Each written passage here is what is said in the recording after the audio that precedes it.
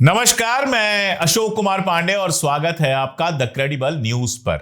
वैसे तो कोर्ट से लेकर बाकी सारी जगहों पर ऐसा लगता है कि भारतीय जनता पार्टी के लोगों का ऐसा कब्जा बना है कि कोई फैसला ऐसा आ पाना जिसमें सरकार का कोई नुकसान हो लगभग असंभव हो गया है। लेकिन अभी भी सिस्टम के अंदर ऐसे लोग बैठे हैं कि बीच बीच में बीजेपी को परेशानी होती रहती है। मामला है विजय शाह का। विजय शाह जो भारतीय जनता पार्टी के मंत्री हैं मध्य प्रदेश में, उनका एक बयान है 11 मई 2025 का, जिसमें एक सभा में उन्होंने कहा था कि जिन्होंने हमारी बेटियों के सिंदूर उजाड़े थे उन्हीं कटे पिटे लोगों को उन्हीं की बहन भेजकर उनकी ऐसी तैसी करवाई। एक मंत्री के मुंह से इतना घटिया बयान सुनने की आदत हमारी नहीं रही पहले, लेकिन अब तो आदत पड़ गई है। अगर भारतीय जनता पार्टी से जुड़ा हुआ आदमी है तो वो कुछ भी बोल सकता है और अक्सर बोलकर निकल जाता है। ये बयान आया, बयान के बाद विवाद शुरू हुआ। आप जानते हैं कि मध्य प्रदेश के मुख्यमंत्री मोहन यादव ने कुछ भी नहीं किया, कोई कदम नहीं उठाया। लेकिन उस समय मध्य प्रदेश के हाईकोर्ट में, जबलपुर हाईकोर्ट में जस्टिस थे श्रीधरन जी। उन्होंने इस मामले का संज्ञान लिया और इस मामले का संज्ञान लेकर इनके खिलाफ एक एफआईआर करने की बात कही। एफआईआर दर्ज हुई। जब एफआईआर उन्होंने देखा तो वो चिढ़ गए। उन्होंने कहा कि जानबूझकर इतनी हल्की एफआईआर दर्ज की गई है कि पहली ही सुनवाई में यह खारिज हो जाएगा। एफआईआर दोबारा दर्ज की जाए। एफआईआर तो क्या ही दर्ज की जाती। श्रीधरन साहब पहले भी मध्य प्रदेश सरकार के लिए सरदर्द बने हुए थे। लगातार इस तरह के फैसले दे रहे थे जो एमपी सरकार को अच्छा नहीं लगता था। तो कैसे भी कॉलेजियम के ऊपर दबाव वगैरह डाला गया हो या जो भी किया गया हो, इनका ट्रांसफर कराया गया जम्मू कश्मीर, छत्तीसगढ़ और जाने कहां कहां इनको भेज दिया गया। इसके बाद मामला सुप्रीम कोर्ट में गया। हुआ यह था कि एक एसआईटी बननी थी और एसआईटी के रिपोर्ट पर कार्रवाई होनी थी। मामला गया सुप्रीम कोर्ट में। पता यह चला कि एसआईटी की रिपोर्ट तो अगस्त में आ गई थी, लेकिन उस एसआईटी की रिपोर्ट पर किसी तरह की कोई कार्रवाई नहीं हुई थी। मामला सुप्रीम कोर्ट में था और सुप्रीम कोर्ट ने अब कहा है कि जो ऑनलाइन माफी आपने मांगा है उसमें तो बहुत देर हो गई है और राज्य सरकार को कहा है कि शाह के खिलाफ मुकदमा चलाने की मंजूरी देने पर 2 हफ्ते के भीतर फैसला लें। यानी 2 हफ्ते के भीतर एफआईआर दर्ज कराई जाए और फैसला लिया जाए। सीजेआई सूर्यकांत, जस्टिस दीपांकर दत्ता और जस्टिस जय माल्या बागची की बेंच ने इस बात पर कड़ी नाराजगी जताई है कि राज्य सरकार विशेष जांच दल यानी एसआईटी की रिपोर्ट पर कई महीनों से कोई फैसला नहीं ले रही है, जबकि एसआईटी अपनी जांच पूरी कर चुकी है और अंतिम रिपोर्ट भी दाखिल कर चुकी है।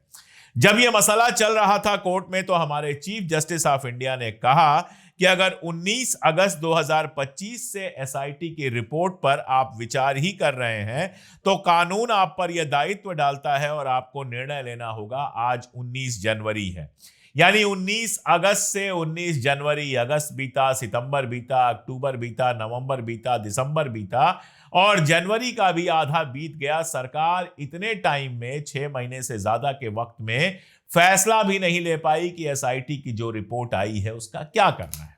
अब देखिए, सरकार तो चाहती नहीं है, क्योंकि विजय शाह ने जो कहा है वो तो भारतीय जनता पार्टी के जाने कितने नेताओं के दिल की बात है, मन की बात है। भारतीय जनता पार्टी का नेता कोई मुसलमानों के खिलाफ बयान दे और उस पर कार्रवाई हो जाए, ये तो अपने आप में बड़ी आश्चर्य की बात है। नहीं होती है, कोई कार्रवाई नहीं होती है। अभी कुछ दिन पहले की बात है, मध्य प्रदेश से एक वीडियो आया था जिसमें बजरंग दल का बैनर लगा था और नीचे एक बंदा बेहद फटे सुर में गाना गा रहा था और वो गाना कुल मिला जुला कर यह था कि मुसलमान मक्का मदीना चले जाएं और नहीं तो उनको गोली मार दी जाएगी। आज एक वीडियो चल रहा है जिसमें 2 लड़के खड़े होकर कह रहे हैं कि जामा मस्जिद को तोड़ दिया जाएगा और जाने कितने कितने किसके किसके बयान आ चुके हैं। किसी पर कोई कार्रवाई नहीं हुई और जब कार्रवाई नहीं होती है तो मन बढ़ता जाता है। मंत्री महोदय को लगा है कि सरकार उनकी है, सब कुछ उनका है। ऐसा क्या उन्होंने कह दिया कि कार्रवाई हो जाए। और जब शोर ज्यादा मचा, और शोर भी इसलिए मच गया क्योंकि भारतीय सेना का मामला था। आपको अच्छी तरह से याद है कि ऑपरेशन सिंदूर के समय सोफिया कुरैशी जी को यह जिम्मेदारी दी गई थी, जो हमारी आर्मी के सीनियर अफसर हैं, उनको यह जिम्मेदारी दी गई थी कि प्रेस ब्रीफिंग करें। आर्मी की सीनियर ऑफिसर थी, मुस्लिम है, उनकी यह भी पहचान है, लेकिन वो आर्मी के सीनियर ऑफिसर हैं, यह भी बड़ी पहचान है। और आर्मी के एक सीनियर ऑफिसर के लिए यह कहना कि उन्हीं कटे पिटे लोगों को उन्हीं की बहन भेजकर, आप सोचिएगा कितना घटिया बयान है। और ऐसा भी नहीं कि यह बयान कहीं कोने में दिया गया था, इस बयान के वीडियो वायरल हुए थे, लोगों ने अपने कान से सुना था कि किस तरह से विजय शाह जी ने कर्नल सोफिया कुरैशी का अपमान किया है।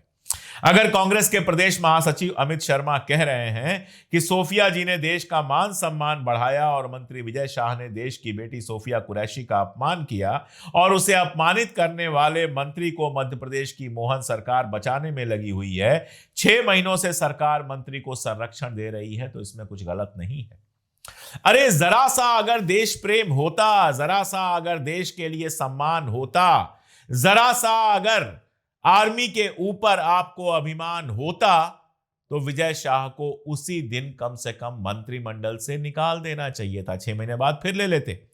अरे कुछ तो सजा देते कि उनको एहसास होता कि एक सीनियर आर्मी ऑफिसर के खिलाफ इस तरह का गंदा बयान वो नहीं दे सकते हैं। शुरू में जब बयान आया तो उन्होंने कहा मेरी बातों को तोड़ मरोड़ के पेश किया गया है। जब वीडियो वायरल हो गया, सबने देख लिया और शोर मचा, तो उन्होंने कहा माफी मांग ली गई है। अब माफी की सच्चाई यह है कि शाह को जो रिप्रेजेंट कर रहे थे सीनियर लॉयर मनिंदर सिंह, उन्होंने जब कोर्ट में कहा, सुप्रीम कोर्ट में कहा कि शाह साहब तो पहले ही माफी मांग चुके हैं, तो कोर्ट ने कहा माफी कहां है, रिकॉर्ड में तो कुछ भी नहीं है, और अब अगर माफी मांगते हैं तो उसका कोई मतलब नहीं है, क्योंकि बहुत देर हो चुकी है। सरकार ने तो अपनी तरफ से वो सब कुछ किया जो विजय शाह को बचाने के लिए कर सकती थी। मैंने आपको बताया कि जस्टिस श्रीधरन जो इस मामले में इंटरेस्ट ले रहे थे, जिन्होंने सुओ मोटो इंटरेस्ट लिया था, केस दर्ज करने को कहा था, एफआईआर दर्ज करने को कहा था, उनका तो ट्रांसफर कर दिया गया।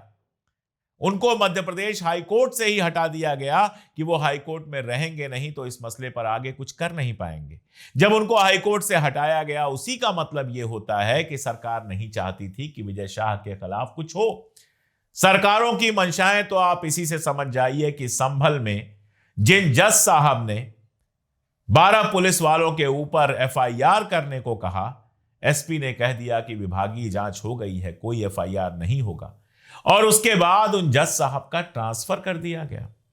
जस्टिस मुरलीधर को आप याद कीजिए, दिल्ली दंगों के समय जब दिल्ली पुलिस को उन्होंने आड़े हाथों लिया था, सुनवाई की थी, तो जस्टिस मुरलीधर को भी दिल्ली से हटाकर पंजाब और हरियाणा हाईकोर्ट में भेज दिया गया था। तो सरकार कुल मिलाजुला कर ऐसे बन गई है कि वो तो कोई कार्रवाई अपने मंत्रियों, अपने लोगों पर चाहती ही नहीं है। जिस सरकार में दिन रात मुस्लिम हेट का प्रचार हो रहा है, जिस सरकार में सारे आबा बाबा, आप सोचिए वो धीरेन्द्र शास्त्री भूतों का इलाज कर रहा है और कहता है जिस दिन तिरंगे में सितारा आ जाएगा उस दिन ये हो जाएगा, वो हो जाएगा। भाई तिरंगे में सितारा क्यों आ जाएगा? तिरंगा तो 3 रंग का बना ही इसलिए है कि सभी धर्मों को एक साथ उसमें शामिल किया गया है।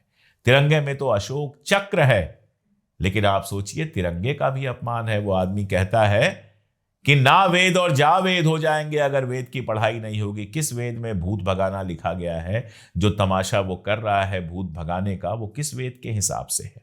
किसी ने पूछा, पप्पू यादव से पूछा कि ये बात ऐसे ऐसे, तो उन्होंने पूछा किसने कहा है, तो बताया गया धीरेन्द्र शास्त्री ने कहा है। तो पप्पू यादव ने कहा धीरेन्द्र शास्त्री कौन है? तो इन्होंने कहा कथावाचक है। तो उन्होंने कहा ये चोर उचक्कों को कथावाचक आप कहकर क्यों सम्मान दे रहे हैं? अब मैं वो वाली भाषा तो नहीं अपनाऊंगा, लेकिन ये जरूर कहूंगा कि ये कथावाचक तो नहीं है। वैसे ही जैसे ये लोग राजनेता तो नहीं है, चुनाव जीत जाएं, मंत्री बन जाएं, लेकिन ये लोग नेता तो नहीं है। देश को एआई की जरूरत, आर्टिफिशियल इंटेलिजेंस की जरूरत कम है, लेकिन इंटेलिजेंट लीडर्स की जरूरत बहुत ज्यादा है। और हमारे देश के अंदर इंटेलिजेंट लीडर्स तो नहीं है, रिलीजियस लीडर्स आपको दिखाई दे रहे हैं, जो रिलीजियस कहीं से नहीं है, धार्मिक कहीं से नहीं है। धार्मिक कट्टरपन फैलाने वाले नफरती लीडर्स हैं, और वही है विजय शाह, जिनका दिमाग इतने कचरे से भरा हुआ है कि एक आर्मी की ऑफिसर मुस्लिम महिला के बारे में ऐसी घटिया बात करते हैं, और पूरी मध्य प्रदेश सरकार उनके खिलाफ कार्रवाई करने की जगह उनके साथ खड़ी होती है। अब कोर्ट ने प्रेशर डाला है, चीफ जस्टिस साहब को तो कहीं ट्रांसफर नहीं कर सकते, सुप्रीम कोर्ट के जज का तो ये कुछ नहीं कर सकते। तो अब देखना है कि शाह के खिलाफ कोई कार्रवाई होती है या फिर गोल गोल घुमाकर मामले को दबा दिया जाता है। इतना लंबा समय बीत गया, एसआईटी आपकी ही बनाई हुई रिपोर्ट दे चुकी है, उस रिपोर्ट तक पर आज तक कोई कार्रवाई नहीं हुई।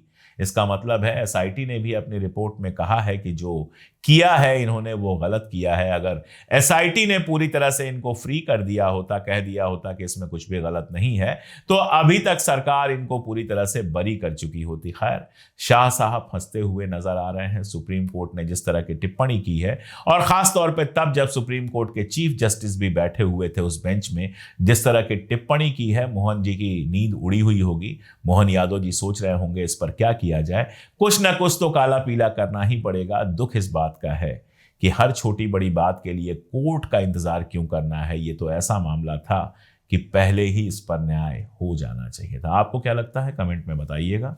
जुड़े रहिए हमारे साथ, देखते रहिए हमारे वीडियोस, यारों दोस्तों रिश्तेदारों के साथ शेयर कीजिए, और अगर अब तक चैनल सब्सक्राइब ना किया हो तो टीसीएन को भी सब्सक्राइब कर लीजिए। आज के लिए इतना ही, बहुत शुक्रिया।